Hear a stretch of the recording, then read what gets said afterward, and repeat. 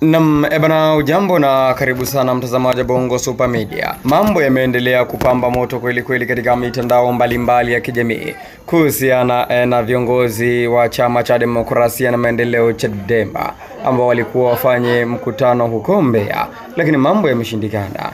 Je, imekuweje? Utafahamu ndani ya video hii. Kufanya ni kubonyeza alama ya kusubscribe ili uwe mtu wa kwanza kupata video mbalimbali kutoka hapa Bongo Super Media. Na bila kupoteza muda, makamu mwenyekiti wa chama cha demokrasia na maendeleo Chadema Tanzania Bara John Heche amesema licha ya jeshi la polisi kuzuia mkutano wao ambao ulipangwa kufanyika Mbarali mkoani Mbeya leo Machi 25 mwaka 2025, watarudi tena na kufanya mkutano katika eneo hilo. Heche amesema hayo baada ya jeshi la polisi kuwazuia kufanya mkutano wao wa ndani pamoja na mkutano wa hadhara katika eneo la Mbarali, wakieleza kuwa barua yao inaonyesha walitakiwa kufanya mikutano hiyo Machi 24 na sio Machi 25 kama ambavyo wao walitaka kufanya. Amesema ni kweli awali barua ya chama hicho ilikosewa tarehe, lakini licha ya kumuomba na kukubaliwa na mkuu wa polisi wilaya ya Mbarali na kutakiwa kuandika barua ya kurekebisha tarehe ya mikutano yao, lakini wameshangaa leo jeshi la polisi limewazuia kufanya hata mkutano wa ndani, huku wakimzuia Heche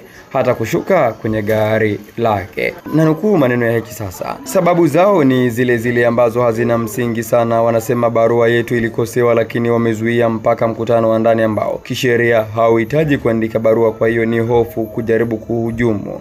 No reforms, no election. Wala hatuna wasiwasi, tunaendelea na mapambano. Tumewasalimia wananchi, tumewaomba kwamba tutazungumza nao tarehe 31, tutarudi hapa kufanya mkutano.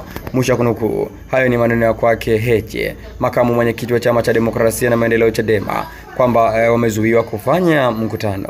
Maoni yako ni yapi? Andika hapo katika sehemu ya comments.